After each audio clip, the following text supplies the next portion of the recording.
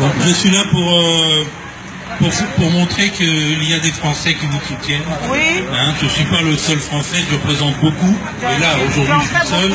Mais je représente tous les Français qui vous soutiennent. Et ils sont nombreux, croyez-moi. Monsieur, enfin je ne vais pas l'appeler monsieur, Alassane Dramane Ouattara. Le drame de l'Afrique. Macky Sall. Alors d'après eux, il paraît que le franc CFA est une bonne chose pour l'Afrique. Si c'est une bonne chose, qu'ils nous expliquent pourquoi des chefs d'État comme Sékou Touré dont on a voulu détruire le pays, pourquoi des personnes comme Sylvanus Olympio ont été assassinés une semaine après avoir sorti les premiers billets du franc togolais, pourquoi Modibo Keïta au Mali a été assassiné également par un ancien légionnaire français qui est devenu chef d'État au Mali également, pourquoi Thomas Sankara a été assassiné par la France en utilisant bien sûr par procuration, et ainsi que tous ces chefs d'État. Pourquoi le président Gbagbo, qui a voulu créer une monnaie nationale, a été déporté, a été kidnappé par la France pour l'emmener à la CPI, la Cour pénale pour indigènes. On ne peut pas arrêter la liste. Pourquoi Kadhafi a voulu créer une monnaie africaine, on l'a détruit, alors qu'on ne dise pas que le franc CFA est bien pour l'Afrique, ce qui est complètement faux. Et il faut aussi savoir, s'il y a beaucoup parmi vous ne le savent peut-être pas, mais le franc CFA,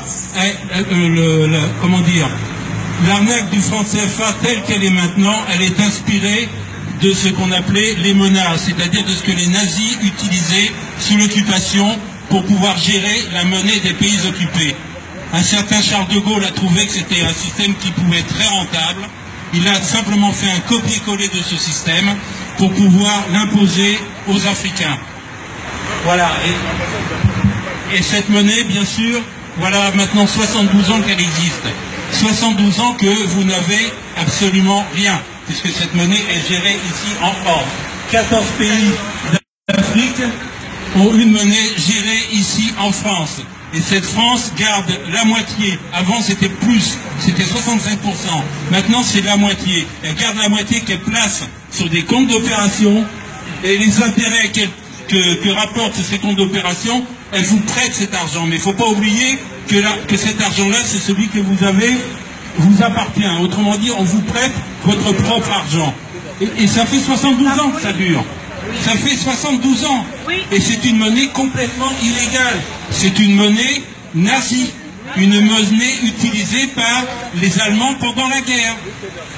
Donc voilà, il est temps maintenant de se prendre en charge. Il est temps maintenant d'informer les Africains. Parce que beaucoup sont ignorants. Même certains Africains qui habitent dans la région où on fabrique vos billets, dans le Massif central, à Chamalières.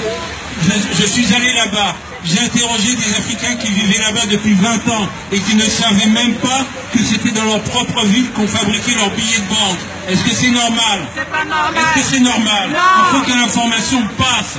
Il faut que vous sachiez à quel point vous êtes exploité. Donc maintenant, je voudrais que le geste de Kémy Séba donne le coup d'envoi à un grand mouvement dans toute l'Afrique. Il faut que ce geste unisse les Africains.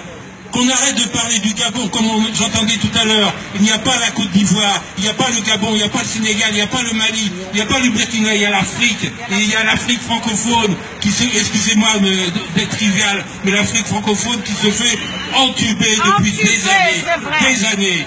Donc réveillez-vous, unissez-vous, informez les Africains, parce qu'il y a beaucoup trop d'ignorance. Voilà, je vous remercie. Merci beaucoup, Papa Stanley. Avant que je passe le micro à ma fille,